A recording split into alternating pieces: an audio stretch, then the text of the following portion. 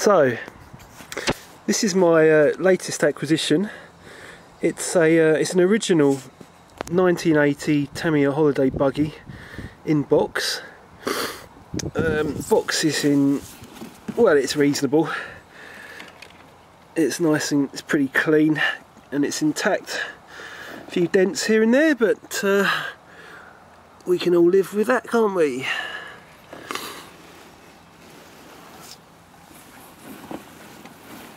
Rico. Now I think he was a distributor of Tamiya stuff in the UK only, so anyone outside of the UK won't recognise what that Rico sticker is. Correct me if I'm wrong there, but I think it's the abbreviation for a guy's name, Richard Conston or something like that. He was an Tamiya importer back in the 80s. So this is kit number 5823.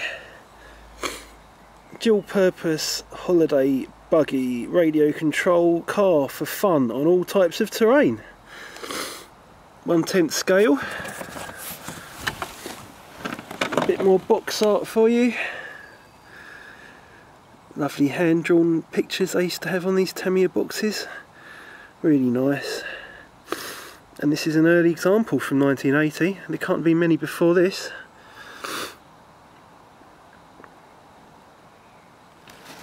There you go. As for what's in the box,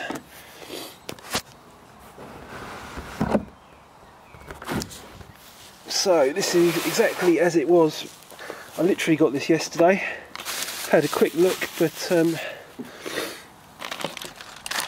haven't done anything with it yet. Right. So it's got some radio gear. It's got the original, the first ever ACOMS transmitter. AP227 Mark 1. As you can see, there's no servo reverse on here, so you kind of got to get things wired up correctly. You don't have much flexibility in that respect. It takes 6 AAs. Apart from the surround for the sticks here, it's got a kind of nice green colour to it, which is quite unusual. You've got the old trims there, a bit of rust or dirt or whatever that is. I'll probably clean that off later. So you've got trims, a crystal slot there, 27 megahertz crystals. Need to get a few of those actually, completely out of those. ACOMS, owned by Asahi Communications. It's very hard to find out information on ACOMS online. They don't have a website. There doesn't seem to be an Asahi website for ACOMS radio gear either. I spent a few days looking the other day before I actually bought this. Oh, and there you go, first sign of use. Looks like I need to get a new telescopic aerial for that. Shouldn't be too much of a problem. I've been told that the radio gear does actually work okay, and it hasn't been used for a very long time, but it looks to me like it's going to be fine. I'm sure it will be. This servo was in the car, so this is the original servo that came with the transmitter. So it's one of the first ACOMS servo of this size, I presume, for cars. Again, it's got a nice kind of dark green colour to it, quite unusual. We have a holiday buggy, a few spares there. There's the rear wire kind of wheelie bar thing, stroke bumper, whatever you want to call it. A few gears, a few screws, bit of servo tape. There's a fuse there. Old school stuff indeed. We have the body. Now, one of the reasons I chose to get an old school holiday buggy is because I like the body so much. It's just a lovely thing. They just don't make them like this anymore, do they? It's made of this kind of tough style plastic. It's not Lexan. So I believe people have painted the plastic, but I've heard it's not the easiest surface to paint on. I'm perfectly happy to leave mine as it is.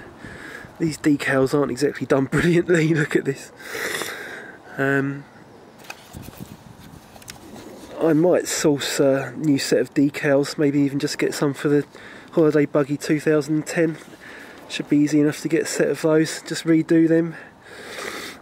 Most of them are okay, some of them are a bit slapdash, but it's just a lovely shaped body. And there's your driver. Can we get some light on him? Someone's had an attempt at painting him. I guess lovely orange colour they've used for the skin there, unless it's just discoloured. Still, I can live with that. That's alright. I could sort it out later if I wanted to. Not too fussed. Completely useless old-fashioned Acom's fast charger's been hacked around. Definitely won't be bothering to do anything with that. Unless I find out they're worth about £300 and restored. I doubt it somehow. And eventually we'll get onto the car. So it's a bit dirty. Nothing unbearable. Definitely clean it up, I reckon. Get a bit of solvent on there to get the old servo tape off. There's the old school Acom's receiver. Apparently it worked in 2009. So I'm pretty sure it still works now. I'll be testing that very soon. There's the other servo. That one's actually got the label on it. Acom's IC servo ASA 227. And also in here is the old school mechanical speed controller, variable mechanical speed controller. Now, I doubt I'm going to be using the car with that.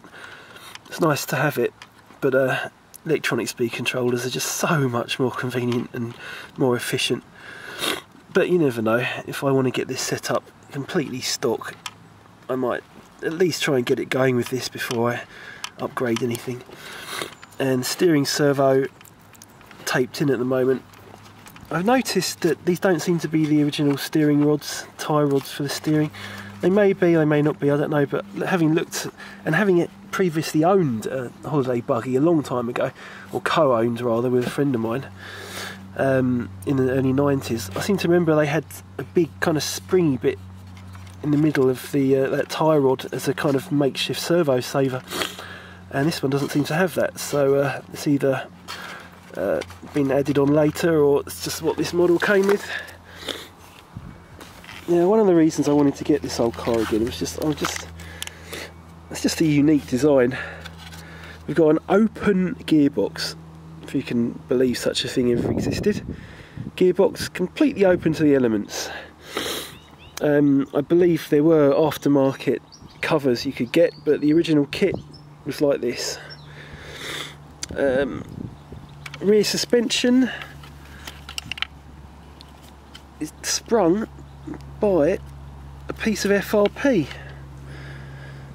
There it is. Very simple. It hasn't even got a differential. Solid axle. And these universal joints here, from what I've read, are the same that come with the SRB chassis, the Rough Rider, etc. Now this car is connected to the classic Tamiya SRB chassis. The SRB was first introduced in 1979, I think, and that was for the first Tamiya 110 racing buggy called the Rough Rider. Now Tamiya pretty much started the entire 110 buggy scene with that car in 79, so it's a very iconic model. And as far as I can see, this holiday buggy was a budget, very stripped down basic kind of equivalent of that at a much lower price. The SRB was all metal pretty much, heavy, very highly engineered, expensive kit. This one is, as you can see, is almost all plastic. Ridiculously simple bathtub chassis. If you take this down into its constituent parts, there's hardly anything, because excuse me, I've got a bit of a cold at the moment. There's just so little to it, just a couple of bits of plastic, but I like that about this. I like the simplicity. You can see exactly how it works. After 30 seconds of inspection, you can see every single part of it works. Got some trailing arm suspension there, nice squeaky springs. One of the things I read was that a weak point of this are these shock mounts here, spring mounts. But as far as I can see, They're in fine condition, as is the rest of the chassis. Bit of a clean up, and there's really not going to be much work to do on this. There's even a fair amount of tread left on those knobbly tyres. Tyres themselves can, for this thing, original tyres can go for a fair amount of money these days. So there you go, that's my first kind of old school RC restoration project. Not that this is going to require a huge amount of restoration, but I look forward to getting the screwdriver to it and getting it working. Nice little touch here, original instructions. Always going to come in useful. I have downloaded them already, but it's great to have the originals, isn't it?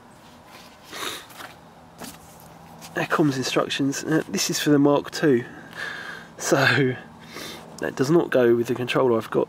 The controller's very similar, but you can see there's a bit of a difference. So this has the Mark II had the round porthole type things. This has got square ones, and they added a handle. And I think, no, they didn't have servo reverse on that one either. Apart from that, pretty much the same thing. I think this takes 6 batteries as well. So there you go. Let's just try getting this body on the car, shall we? Just as a closing piece. Haven't actually done that yet.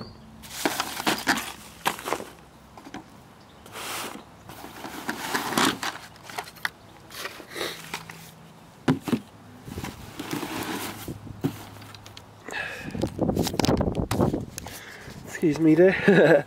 Just gonna put the yeah,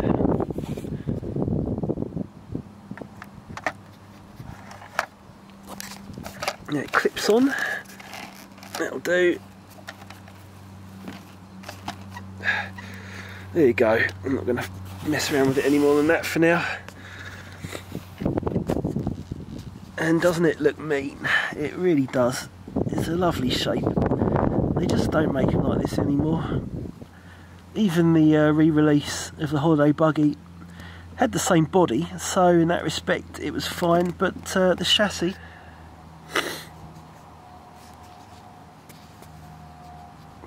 yes, sorry, as I was saying, the chassis on the re-release 2010 Holiday Buggy was a completely modern chassis, nothing, no relation whatsoever to the original, which is why I'm very happy to own the original one.